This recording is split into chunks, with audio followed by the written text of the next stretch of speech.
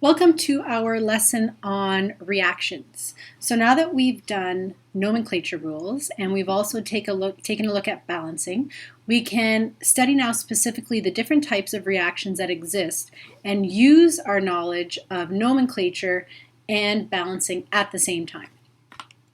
So there are 5 different types of reactions that we are going to take a look at.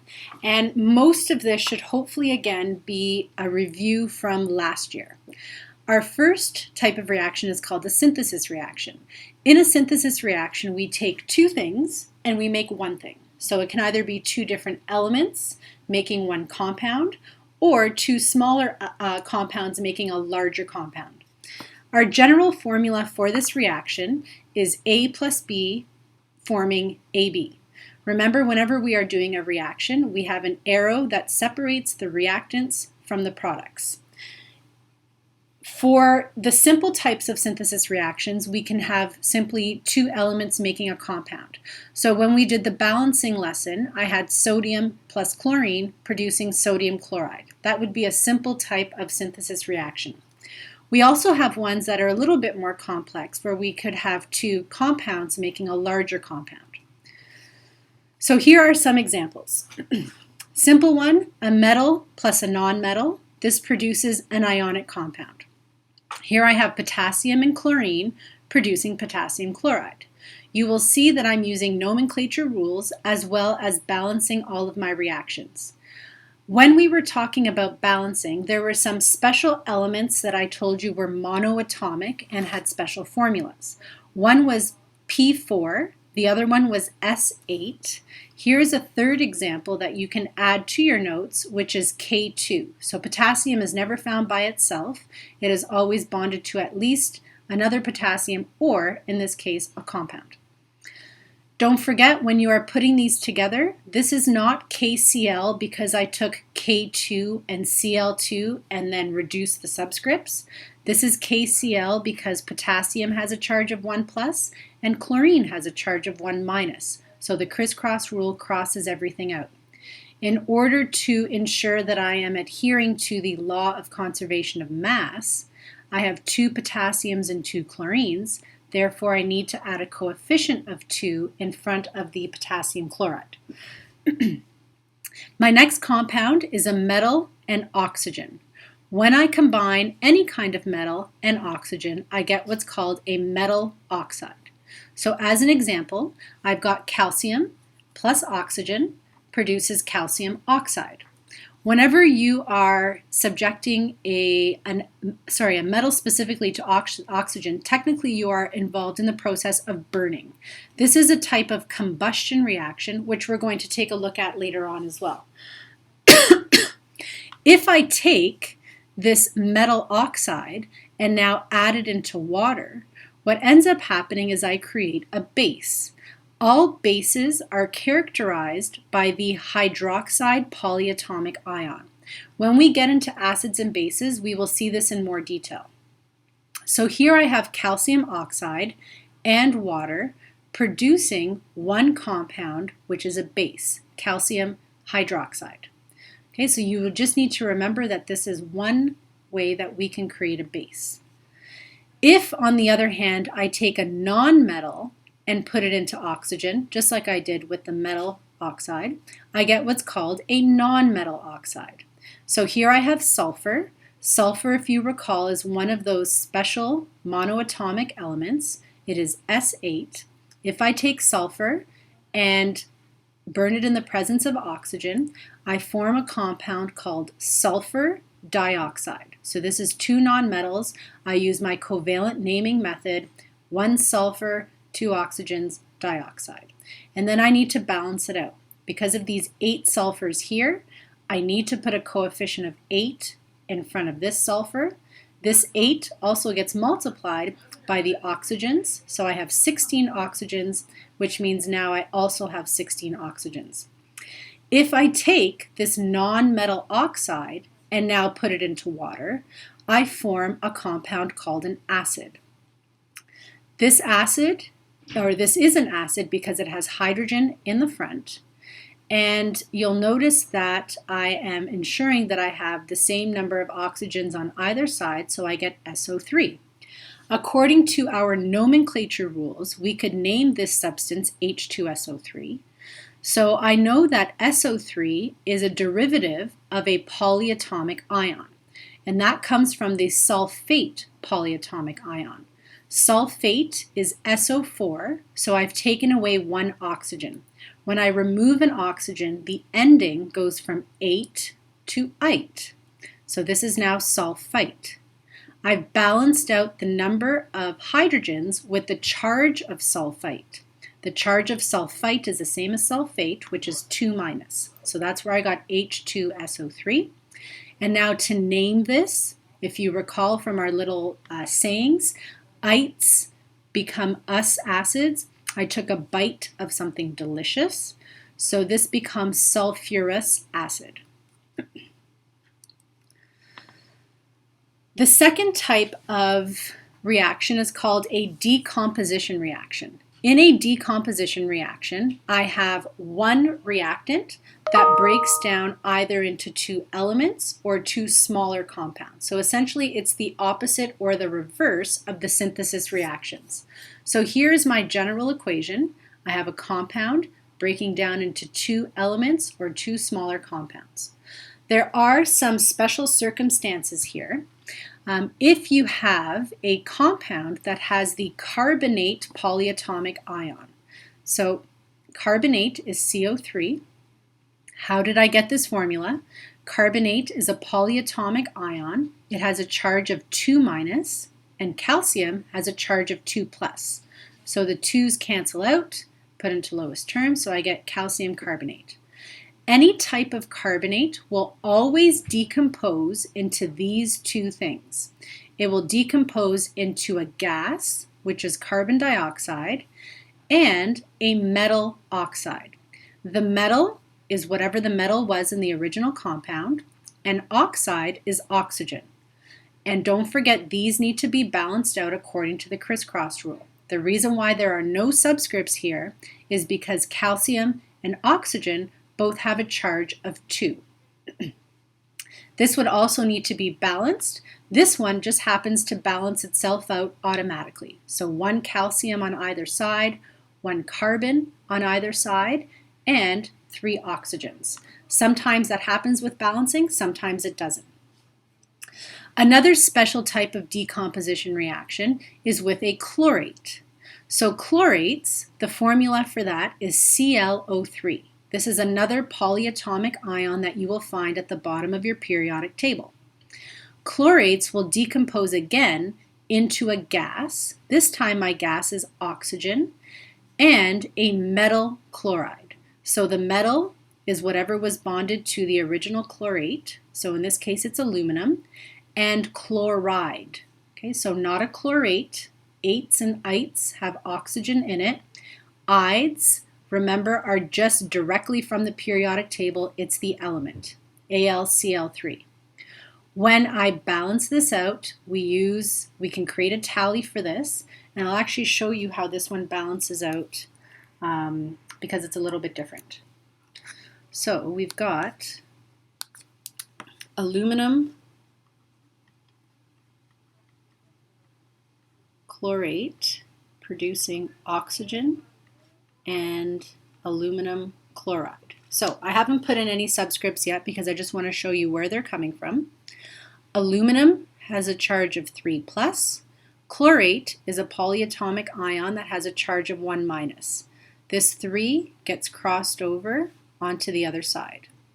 Aluminum, again, has a charge of 3+, and chlorine also has a charge of 1-. Different from chlorate, but it has the same charge. So that 3 from the aluminum crosses over. Now I will do a little tally and count up everything. Here, even though chlorate is a polyatomic ion, if you recall, I said keep polyatomic ions together. However, we can't do that in this case because I don't see it on the other side. It's decomposed into something else. So that means that I will have to separate this into all of the individual elements, aluminum, chlorine, and oxygen. And I'll do the same thing here. Chlorine and oxygen. Next, I count. So here I have 1 aluminum. This 3 on the outside gets multiplied by everything on the inside. So I have 3 chlorines and I have 9 oxygens. I don't add them. It's not 6. I have 9. I have to multiply them. On this side, I have 1 aluminum. I have 3 chlorines and only 2 oxygens. So now you'll notice that the aluminums are balanced, the chlorines are balanced, but the oxygens definitely are not. So what did I tell you before? Here it's difficult to find a common factor with 9 and 2. So generally what we want to do is we want to multiply by the opposite factor. So I'm going to take whatever compound has oxygen on this side and multiply it by 9. Okay, so then I get 9 times 2, which gives me 18. I'm going to do the same on this side. I'm going to multiply whatever compound has oxygen by the opposite factor there. So I'm going to multiply everything by 2, which means I have to put the 2 in front. By doing that, this changes everything now. So now I have 2 aluminums. I have a 2 here. So I have 2 chlorines, but don't forget about this 3 on the inside. So this 3 meant that I actually had 3 chlorines. Now times 2 gives me 6 chlorines. And I had 3 times 3 oxygens, which is 9, now multiplied by the coefficient of 2, which gives me 18. So 18 and 18, my oxygens are balanced, but you'll notice that I created a little problem here by balancing out with that 2.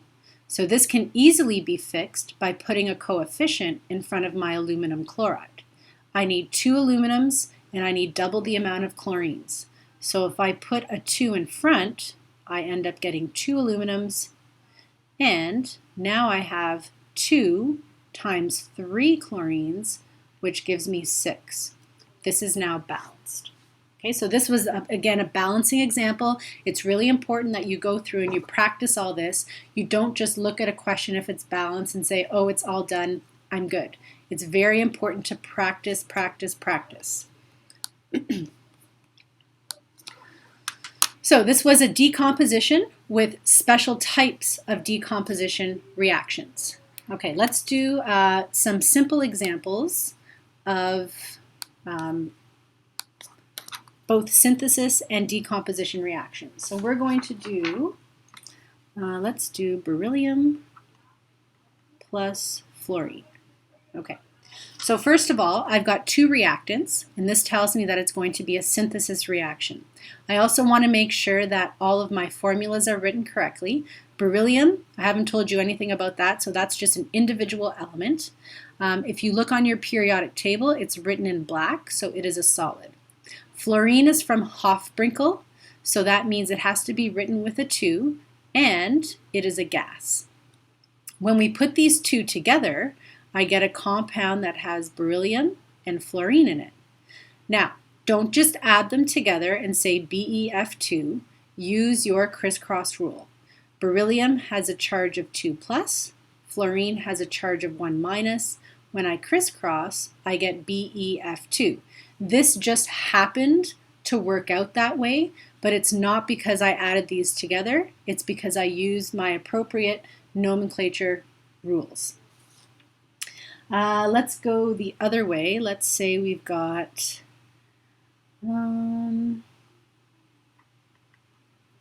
iron chloride. Okay, so FeCl3, let's do a little bit of nomenclature here. What is the name of this? So I've got iron and I've got chlorine. Remember, we changed the ending to IDE. Now, what is the charge on iron? So iron is a transition metal, which means it has 2 possible charges. So iron could either have a charge of 2 plus or 3 plus. How do I know this? Look on your periodic table. It gives you all of your charges. Chlorine is in group 17. It has to have a charge of 1 minus. So this 1 came right here. So which charge did I have to use in order to get this 3? Obviously, I had to use the 3 charge. So this is called iron 3 chloride. In a simple decomposition reaction, this will break down into iron and chlorine. Don't forget your nomenclature rules. Iron is not one of those special ones, so it can be by itself. Chlorine, though, is part of Hofbrinkel. So Hofbrinkel has to have a Cl2. Now we need to balance. I have 1 iron on both sides, so that's good. But I have 3 chlorines here and 2 chlorines there. There's no common factor, so the easiest thing to do is multiply by the opposite number.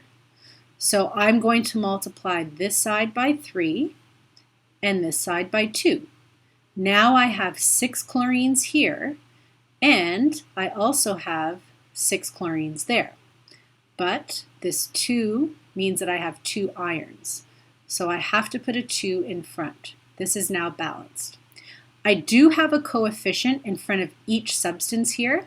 So can I put this into lowest terms? The answer to that is no. And the reason why is because they are not all divisible by the same number. So the next type of reaction is called a single displacement. In a single displacement, we have a reaction between an element and a compound. So here I have an element by itself, A, and I have a compound. This compound, either the BC compound or the AC compound, are ionic compounds. They're made up of a metal and a nonmetal. A and B could be metals or nonmetals individually. So how does this work? If BC is an ionic compound, that means B has to be a metal and C has to be a nonmetal because the metal always comes first. If A is a metal, A and B can switch places. If A and B switch places, that means B is now by itself, and now I have a new ionic compound, AC.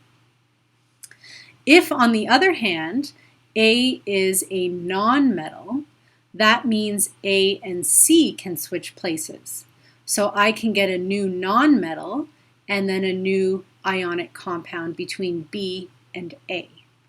Okay, so the big rule of thumb for this is that cations can only replace cations and anions can only replace anions. We'll do some examples so that you can see what's going on. In the single displacement reactions, there is one other thing that you need to take into account, and this is known as the metal activity series and the non-metal activity series. And this is going to help us to predict whether or not a reaction will actually happen. So this is a list that lists metals from the most reactive that are at the top of the periodic table down to the least reactive. So if you go way back to our lesson on reactivity, you'll remember that the most reactive metals are found on the far left side of the periodic table in group 1. And the most reactive metal is the one closest to the bottom. So francium is the most reactive metal, and then lithium is a little bit less reactive. But all of those metals are more reactive than the elements on the right side of the periodic table.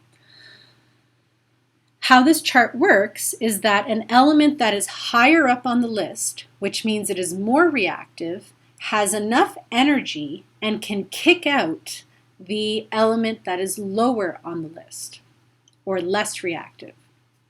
You cannot have a less reactive element replacing a more reactive element. So here is the metal activity series. So some things to notice here. We've got potassium and sodium. These are elements in group 1. Barium, strontium, calcium, and magnesium are elements in group 2. Then we've got a whole bunch of transition metals. And generally, the ones that are further to the left are going to be more reactive than the ones that are further to the right. You will also see that there's hydrogen in here. And hydrogen is not a metal. Very clearly, it's a nonmetal. But the reason why it's included in this list is because it is a cation. And generally, we will see hydrogen in compounds like water or in acids. So that's why it's on here. Elements at the top are more reactive, elements at the bottom are less reactive. So how do we know that they are very reactive? The elements here, up to about calcium, and again, you'll notice that there's obviously a lot of elements missing. So things like lithium is missing. Lithium is less reactive than sodium, so it would go like somewhere over here. All metals, like the labs that we've done, will react with water and they will produce hydrogen gas. The more hydrogen gas that you produce, the more reactive the element is.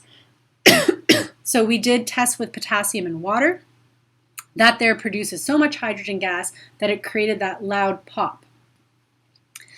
If the element doesn't react with water, we can try and put it in acid. When we put these elements in acid, they will react and they will still produce hydrogen gas.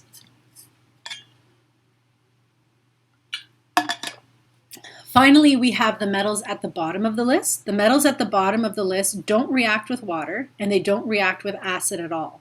So that means that these are not very reactive, which is a good thing because if you notice, a lot of these elements are things that we wear as jewelry or use in everyday life.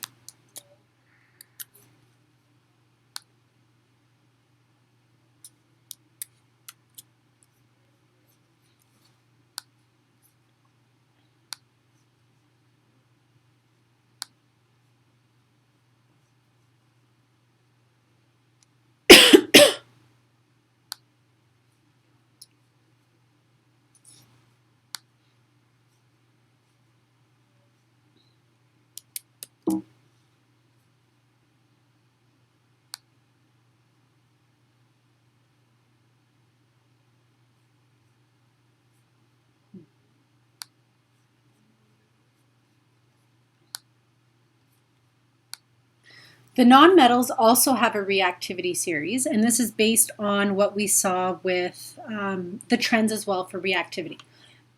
So we know that the most reactive nonmetal is fluorine, and as you go down a group and towards the left, they get less and less reactive.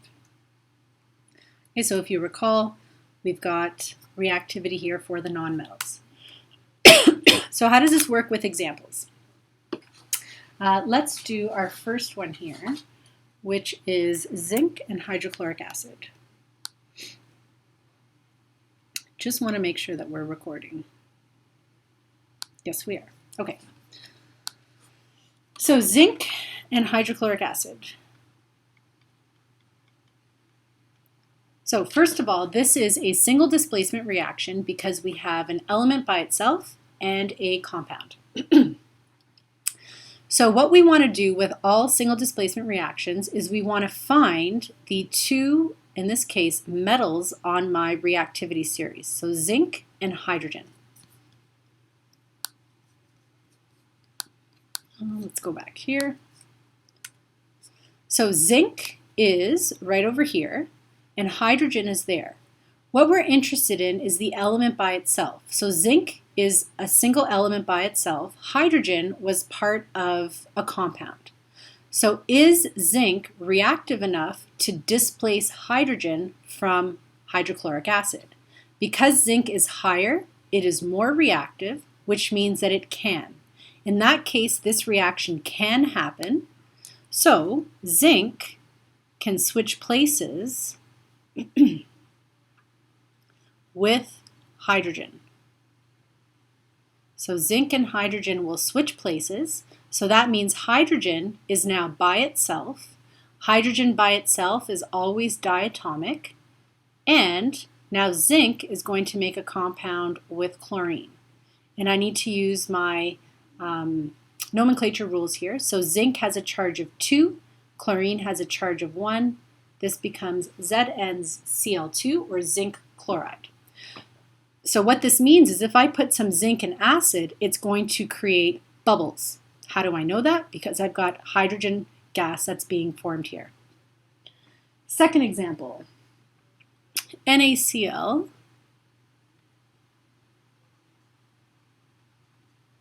plus F2.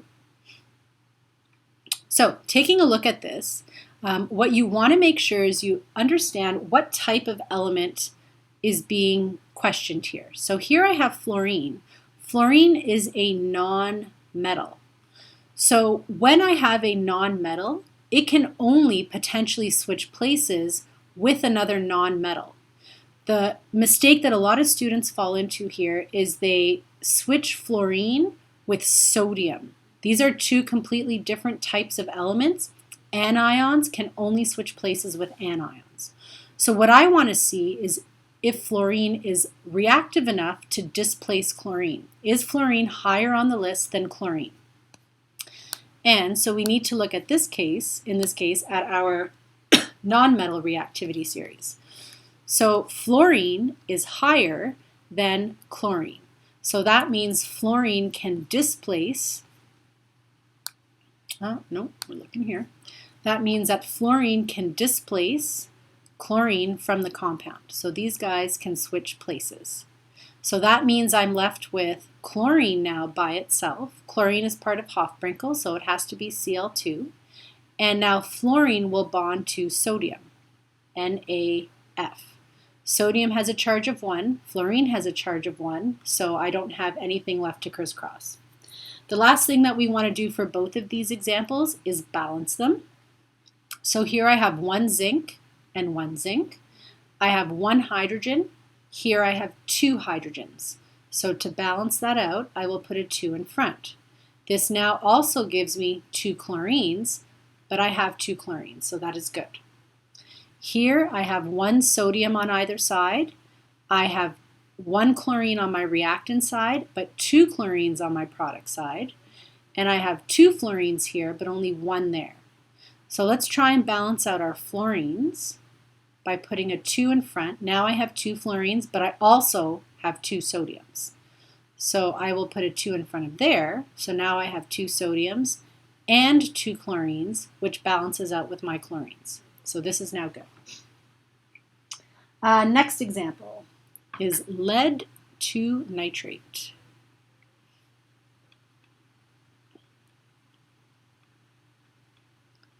And, no, that's not my next example. Copper and aluminum nitrate. My apologies. Okay, so copper plus aluminum nitrate. So here I'm looking at 2 metals. I've got copper and aluminum. Is copper reactive enough to displace aluminum from this compound? So looking back at this activity series, so I'm finding copper, which is here, and aluminum, which is way up here. Copper is by itself. Copper is less reactive than aluminum. This means that copper does not have enough energy in order to displace aluminum from the compound. In that case, no reaction can happen.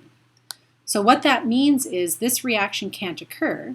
So I will simply write in no reaction, or short form, I can say NR.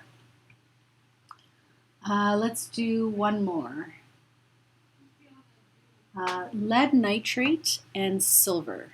So we have Pb NO32 plus silver. If you have a no reaction, you obviously don't need to balance this because we don't have any products being produced. What that also means is if I were to put some copper into aluminum nitrate, I wouldn't see anything happening. I wouldn't see a color change. I wouldn't see any gas being produced. Nothing would occur. So finally here, again, we have another example where I've got 2 metals and I want to see what's going on.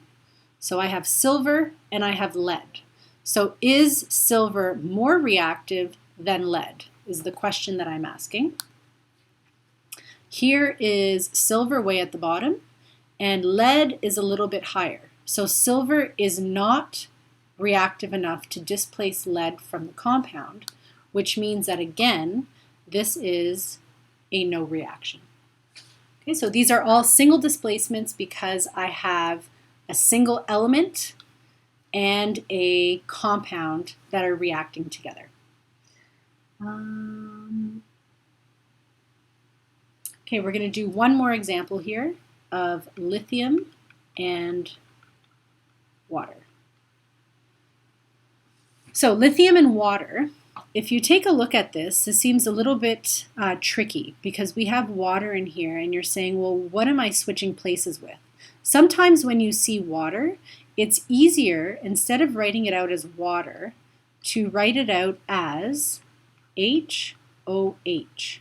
This is still water because it has 2 hydrogens and an oxygen, but in this way, I can see that there's a polyatomic ion hydrogen in it. So this here is the negative ion, and this is the positive ion.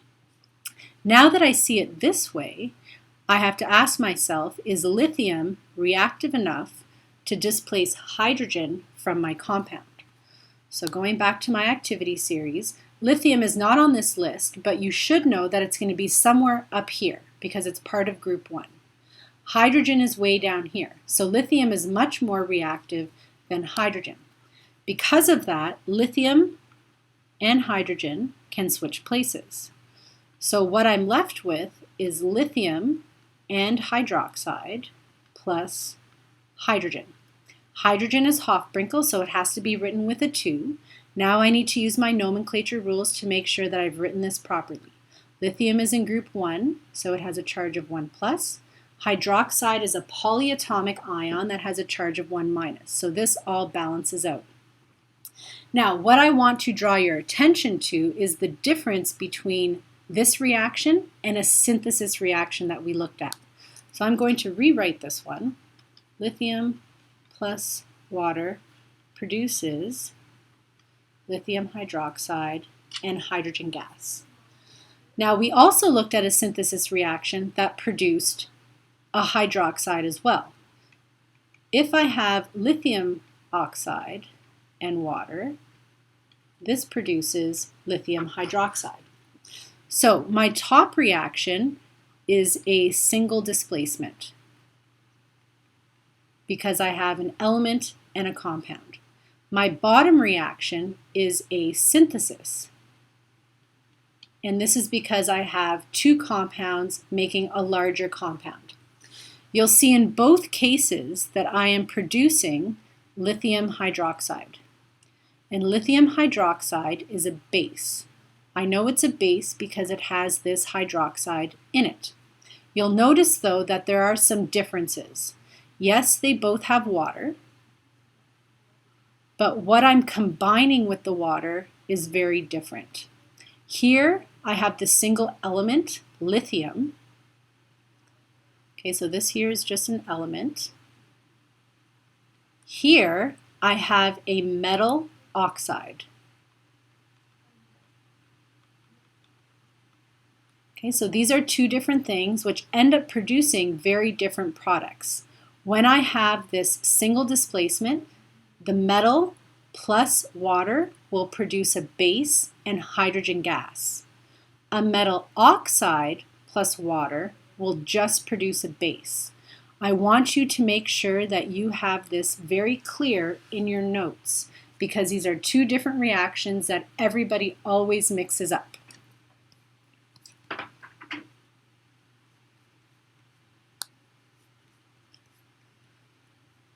Okay, so that is the end of the single displacement. So there are some examples for you to go through. I've done a few of them, but there's other examples here that you can practice as well. The 4th type of reaction that we're looking at is called a double displacement reaction. Now, I just find this a little amusing because PowerPoint likes to give suggestions of icons to you. So because I had the word cat in here, they suggested cat. So there you go. I don't like cats, but anyways. In a double displacement reaction, we have 2 compounds. So here I have an ionic compound and a second ionic compound. A and C are metals, B and D are nonmetals. Here, the cations switch places with each other. So A will now form a compound with D, C will now form a compound with B. You'll notice that my metals are still written first and my nonmetals are written second. I could also switch the anions. I will get the same compounds as my products. I can switch B and D, but I still get the same kind of thing. When we are doing double displacement reactions, there is no activity series. We don't have to take a look and see if A is more reactive than C. That's not the case with this. Okay, we will just switch places with those. So there are a few different types of double displacement reactions. The first type is called a no reaction. What that means is you start off with two aqueous solutions. So aqueous solution is when you have a solid that's dissolved into water, for example, and it forms a solution. So it's kind of like a liquid, but not a liquid. We saw this before. And when you mix them together, when you physically look at the reaction, nothing happens. You don't see a color change. You don't see it precipitate. There's no gases being produced. Nothing changes. So we're going to do an example to show you how this works.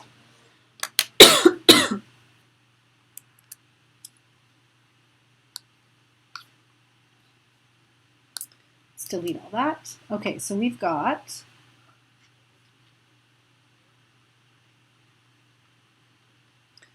plus lithium nitrate and barium chloride. So you need to pull out your solubility guidelines again. So let's find those. There they are. So let's find lithium nitrate. So lithium nitrate is first. We've got lithium and nitrate that are both found in guideline 1, which means it is soluble. Then I have barium, which is insoluble, and chlorine, which is higher. So because chlorine is higher, we use this state here. So both of my reactants are soluble, which means that they are both aqueous. So I will put that in right over here. Okay, I need to figure out my products. So this here is a double displacement reaction. So that means that my cations will switch places with each other. So now lithium will bond to chlorine, and barium will bond to nitrate. You're not done here, because now you need to take a look at your nomenclature rules and your crisscross rule. Lithium has a charge of 1, chlorine has a charge of 1. So when we crisscross, we get LiCl. Barium has a charge of 2, nitrate has a charge of 1. So that means that this has to all have a 2 beside it. Now we go back to our solubility guidelines and we figure out what the states of these are. So we have lithium and chlorine, so lithium chloride. As soon as you see an ion in guideline number 1, you know that it is aqueous. The other compound that we have is barium nitrate. So barium is down here, but nitrite is in guideline 1. So this automatically tells me that it is going to be soluble. That means both of my products are aqueous. If every single state of all of your reactants and products is aqueous, that means that there's no visible change, there's nothing really happening. So this ends up being a no reaction. Nothing happens. Okay, so that means you don't have to write your products out. You just need to simply indicate that it is a no reaction.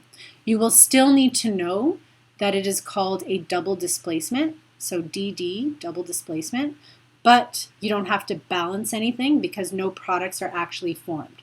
Essentially what that means is all of these ions will just stay in solution and they won't form any other products. Not a very interesting reaction. Okay, let's go back over here. The second type of double displacement reaction is when we create a precipitate. And a precipitate is when you mix two solutions together and you end up forming a solid and another solution. Okay, so these are the ones that are a little bit more interesting because you actually see something happening. So let's take a look at this example. So we've got magnesium chloride and KOH. So this is potassium hydroxide. So my first step is to do the double displacement. So I'm going to take my two cations, and they are going to switch places with each other. So I will have magnesium now bonding with hydroxide and potassium bonding with chlorine. Always make sure that your metal is written first and your non-metal or your polyatomic ion is written second. Next, we do nomenclature crisscross. Magnesium is in group number 2, so it has a valence of 2+. Hydroxide is a polyatomic ion that has a charge of -1. So I'm going to put this in brackets and write my 2. Okay, another tip, Mashran's tip. Hydroxide. A lot of people forget to put the brackets around hydroxide because there's only 2 elements in here. So sometimes what I'll see is this instead of that. What this tells me is I have 1 magnesium, 1 oxygen, 2 hydrogens, where in fact I have 2 oxygens and 2 hydrogens. So please highlight this. Hydroxide is still a polyatomic. It still needs brackets if there's more than 1. Okay, potassium has a charge of 1, chlorine has a charge of 1, those cross off, so we're good there. Next, we need to figure out states. So magnesium chloride and potassium hydroxide. Okay, here we go. So magnesium is way down here, soluble, and chlorine is also soluble, so that means that magnesium chloride will be aqueous. Our second one is potassium hydroxide. Potassium, guideline 1, automatically aqueous. Now, looking at our products, our first product is, what did we have? We have magnesium hydroxide and potassium chloride. So potassium is in group number 1, so it is automatically soluble, so potassium chloride is soluble. And then we have magnesium hydroxide. Magnesium guideline 5 is soluble, but hydroxide is higher. Hydroxide is insoluble. What this tells me is that magnesium hydroxide will form a solid precipitate. So let's write in all of our states here. We'll use blue. So this was aqueous. This was aqueous. Potassium chloride was aqueous. This, however, is solid. So this is a double displacement reaction where we produce a solid precipitate. So that means when I mix these 2 compounds together, it will be a solid inside of a solution. So the potassium chloride will still be liquid, and then I'll see some solid particles of magnesium hydroxide within. Magnesium hydroxide forms a white ashy kind of solid. Okay, so that's our second type of double displacement reaction. Our third type of double displacement reaction is when we form a gas. So this has to do with some of the decomposition reactions that we saw. So I'm going to show you how this works. So with this example, we've got Na2CO3, and we're going to mix that with hydrochloric acid. So, solubility guidelines, now that you've got this a little bit in play, you shouldn't have to refer to them as much. Sodium is in guideline number 1. Automatically, it is aqueous. And hydrochloric acid, if you recall, I told you acids are also aqueous. So this is a double displacement, which means that I'm going to take my cations and they're going to switch places. Hydrogen is a cation. So sodium will now bond to chlorine, so I get NaCl, and hydrogen will bond to the CO3. Don't forget your nomenclature rules here. So carbonate has a charge of 2-, hydrogen has a charge of 1+, so this becomes H2CO3. Now, whenever you see H2CO3, what I want you to do is I want you to highlight this. Maybe draw some stars around it and some balloons, because H2CO3 has a very important anion in here. It has the carbonate anion. And if we go back in time to our lesson on decomposition reactions, you will remember and maybe not, but I'm telling you to remember, you will remember that whenever you see a carbonate, it will decompose into two things. In this case, it will decompose into carbon dioxide and an oxide. So, what is happening here? So this H2CO3 is actually going to undergo a secondary reaction.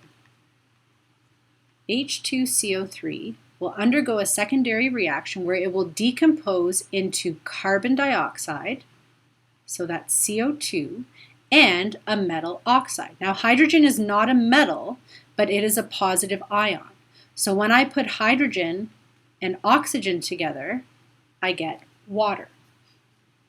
So this is a secondary reaction that occurs. Now we need states everywhere. So NaCl, sodium chloride, sodium is in guideline number 1, so it is aqueous. And H2CO3 starts with hydrogen, which tells us that it is an acid. And acids, as I said, are aqueous. Now, just for nomenclature's sake, what is the name of this acid? CO3 is called carbonate. This is an acid because it starts with hydrogen. I know that 8 ions become ic. So this is called carbonic acid. Okay, and carbonic acid, just as an aside, is an important acid that we find in our body. So this green reaction that you see here actually happens all the time in your body. Your body has carbon dioxide as a waste byproduct for cellular respiration. So cellular respiration is the process of breathing. You breathe in oxygen, the oxygen goes through all of your cells, it goes through gas exchange, and then you breathe out carbon dioxide. Let's say, for example, you hold your breath. If you hold your breath, you're not allowing the carbon dioxide to be expelled. So this carbon dioxide starts to build up in your cells. What it does is that extra carbon dioxide sends a message up to your brain, and it attaches to something called a chemoreceptor. And those chemoreceptors send a message to your body saying, there is way too much carbon dioxide in here, we need to get rid of it. So essentially what's happening is this carbon dioxide will start to bond to all the water in your body. And it will create, it actually goes in the opposite direction, it will create this substance called carbonic acid. Your body doesn't like carbonic acid because carbonic acid is an acid. And what acids do is they decrease the pH of your blood. Whenever you have changes in pH, that creates a lot of bad changes in your body that your body can't tolerate. So those chemoreceptors say, oh my goodness, the pH is way too low, we need to get rid of this. So that tells your lungs to start breathing, so you can no longer hold your breath anymore. Okay, so that was our little aside. Let's put states in here. Carbonic acid is an acid, so it is aqueous. Carbon dioxide is a gas, and water is a liquid. So now what we need to do is we need to combine these two reactions together. Okay, we need to make one reaction. So I'm going to start off with my reactants, Na2CO3 plus HCl. And then you'll see that I also have a reactant over here, which is H2CO3. Then I'm going to put all my products in. I've got NaCl, I've got H2CO3, I have carbon dioxide, and I have water. I want to make sure that I don't have any duplicates. So what you'll see in this case is that I've got carbonic acid as both a reactant and a product. I don't want them there. They cancel each other out. So this carbonic acid actually doesn't exist because it forms these products instead. So overall, my final balanced reaction will be Na2CO3 hydrochloric acid producing sodium chloride, carbon dioxide, and water. This is my final reaction. All my states are in here, so aqueous, aqueous, aqueous, gas, and liquid. Finally, I need to balance. Here I have 2 sodiums. Here I only have 1, so I need a 2 in front. I've got 1 carbon, 1 carbon. I have 3 oxygens. Here I have 2 plus 1, which is 3 oxygens. Here I have 1 hydrogen, and there I have 2, so that's a bit of a problem. So let's throw a 2 in front of there. Now I have 2 hydrogens, and I also have 2 chlorines, but I already fixed that problem with there. So the take-home message is that whenever you see a carbonate, it will decompose into a metal oxide and carbon dioxide gas. Okay, so that is always something that you need to keep in mind. The other example of this is whenever you see, let's go back here, sulfite. So sulfite, SO2, is another one that will also decompose. So when I do this particular reaction, lithium will switch places with hydrogen. So I will form lithium nitrate, and I will form H2SO2. Okay, so H2SO2 will decompose into sulfur dioxide and water. Actually, this should say SO3. My apologies. Sulfite is SO3. So this will decompose into H2SO3, forming sulfur dioxide and water. Okay, so you'll notice in these gas equations, you don't have 2 products, you have 3 products, and that's because of the secondary double displacement reaction that happens. The last type of double displacement is called a neutralization. A neutralization reaction is between an acid and a base. So how do you know what an acid is? An acid will start with hydrogen. How do you know what a base is? A base has hydroxide. In this case, the cations will switch places with each other. So hydrogen will now bond with hydroxide to form water. Sodium will now bond with the chlorine to form sodium chloride. Your products in these neutralization reactions will always be water and a salt. So NaCl is a salt, sodium chloride. This is actually the stuff that you put on your food. But anything that results from an acid and a base coming together will form a salt. So as another example, let's say I've got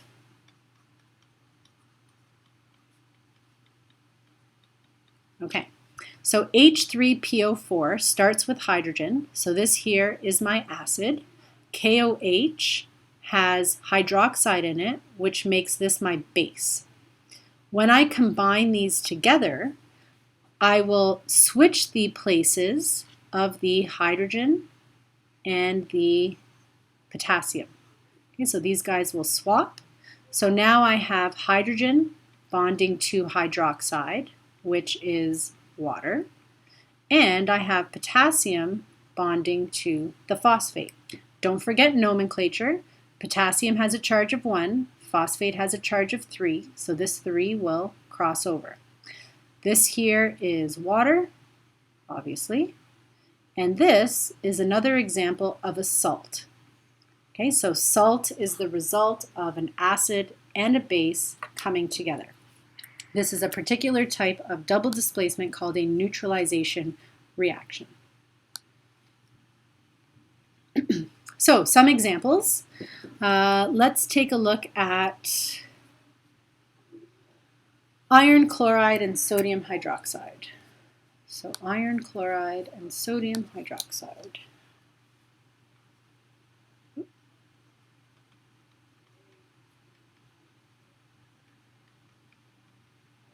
Okay, so here the iron and the sodium will switch places.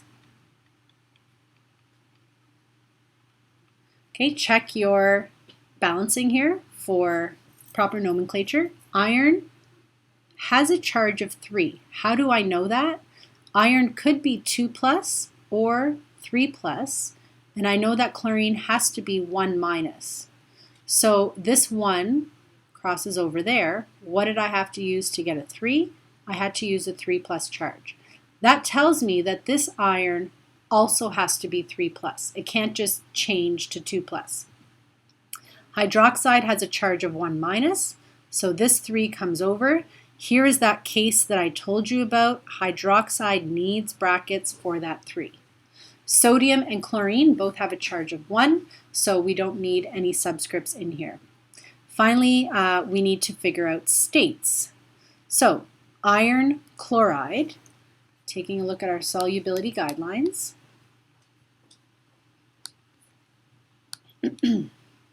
So iron is way down here. There's iron 3. Chlorine is up here. It is soluble. Okay, so that's done. That one is aqueous. Our next example was, what do we have? Sodium hydroxide. So sodium is in guideline 1, automatically aqueous. Then we formed iron hydroxide. So iron is down here, but hydroxide is up here. So hydroxide takes precedence. This tells me it is insoluble or a solid. And then I have sodium chloride. Sodium is in guideline number 1, so it is soluble. So here I've got aqueous. This is aqueous. This was aqueous. And this was solid. So this is the second type of double displacement that forms a precipitate. Okay, so that is my precipitate. And then finally, I need to balance. So I have 1 iron and 1 iron. Here I have 3 chlorines. Here I only have 1. So I can put a 3 in front. Now I have 3 chlorines. Here I have 1 sodium, but here I have 3. So I can put a 3 in front. And now finally, I have 3 hydroxides and 3 hydroxides. So this is now balanced.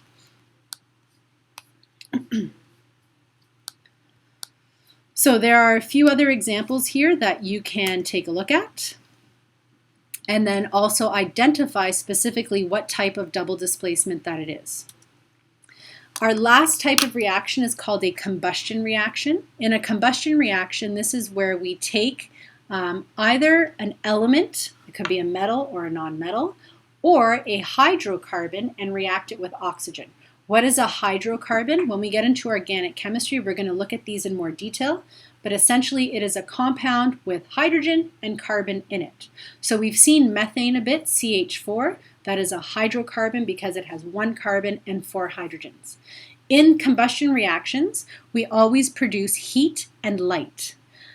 So that's how we know that it's a chemical change. We've completely changed all of our reactants. We've got different products, and we usually see heat and light. This can be used to heat your home. So if you have a gas furnace or any kind of furnace, it is burning gas within there in order to heat your home. If you have a gas barbecue, whether it runs by propane or natural gas, it uses oxygen in order to burn. And then you know it's working, your barbecue is working because you see the fire there. The fire produces heat. The fire also has light. It also runs automobiles. So in your car, if you don't have an electric car, you have to put gas in it. Gas is a type of hydrocarbon. It's made up of 3 carbons and 8 hydrogens called octane. And that goes through a reaction in order to produce energy. So different types of combustion reactions. We've got when you take a metal and combine it with oxygen. A metal and oxygen is a special type of combustion reaction that is actually synthesis. So this one doesn't really follow the rules, but it still produces heat and light.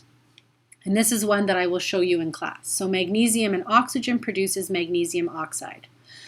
The other types of combustions are when you burn a hydrocarbon with oxygen. We have what's called a complete combustion. In a complete combustion, we will always produce the same products. It's always going to be carbon dioxide and water.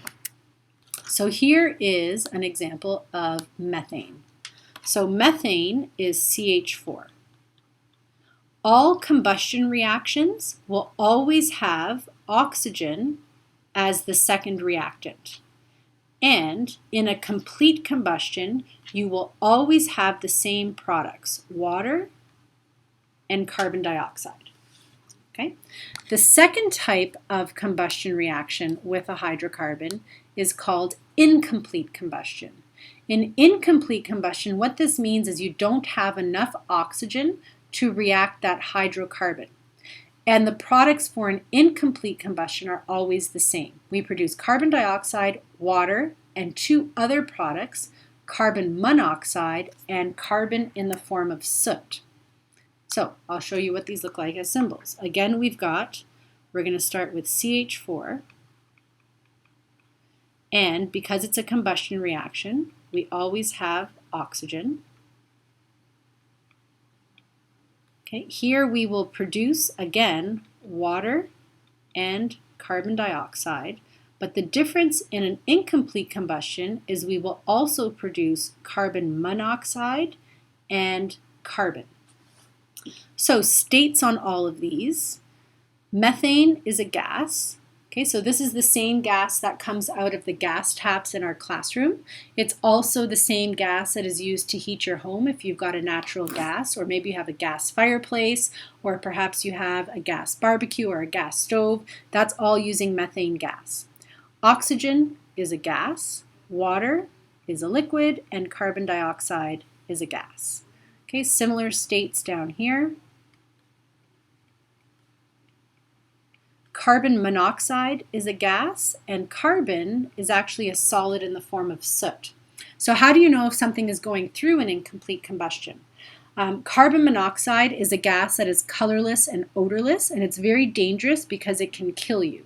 It mimics oxygen, so when you breathe it in, it hitches on to your red blood cells and drives around your entire body, giving your organs carbon monoxide instead of oxygen. Your cells can't do anything with carbon monoxide, so they start to die from the deficiency of oxygen. And if you are exposed to carbon monoxide a lot, you could eventually die as well. People who have experienced carbon monoxide poisoning sometimes tend to feel like they kind of have the flu. They're very lethargic, they're nauseous, they're very lightheaded.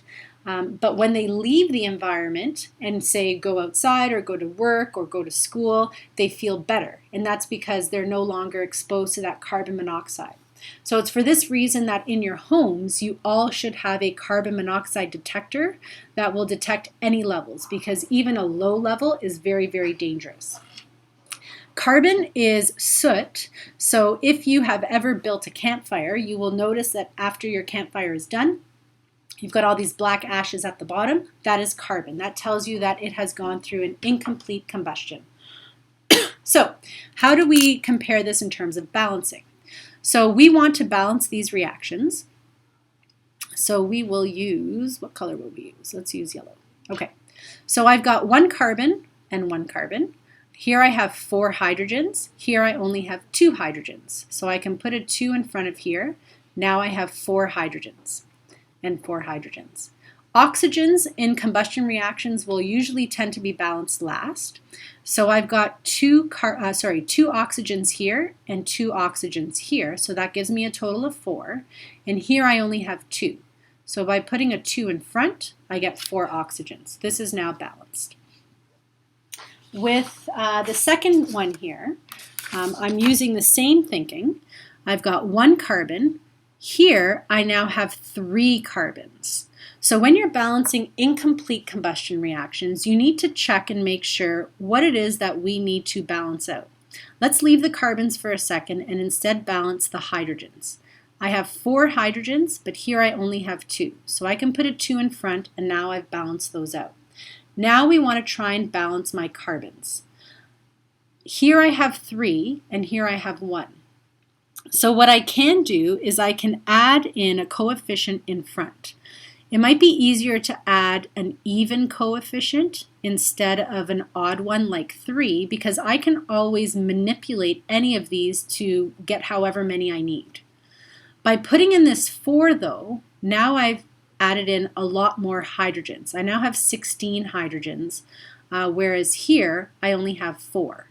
So balancing with combustion reactions is a bit of trial and error. So you're going to go through, you're going to erase things, and you're going to change your numbers, and that's okay.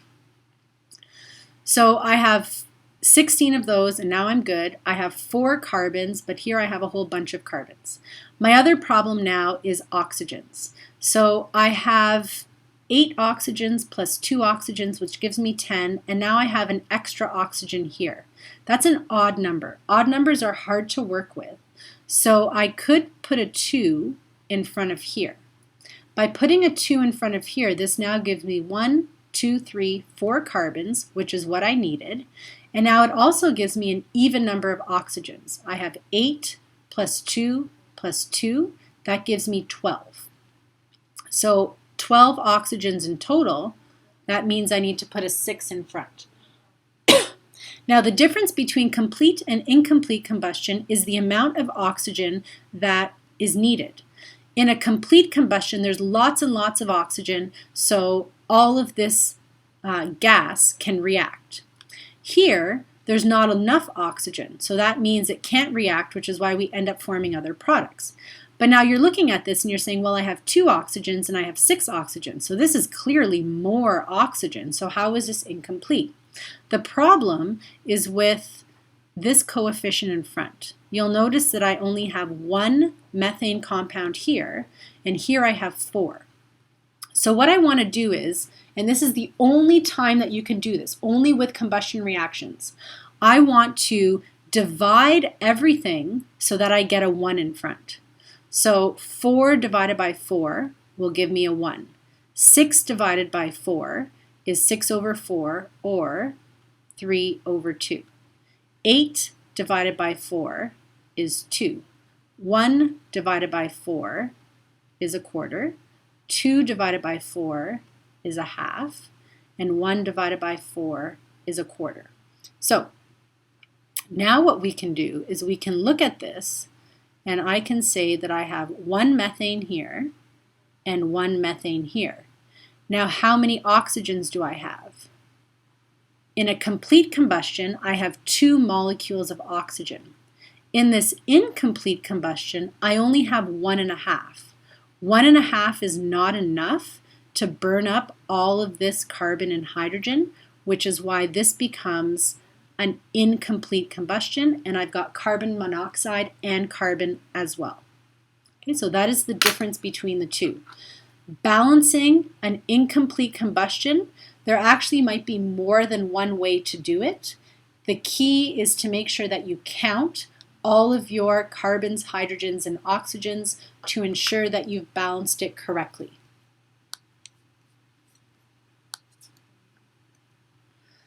Okay, so some dangers of carbon monoxide, which we've already talked about.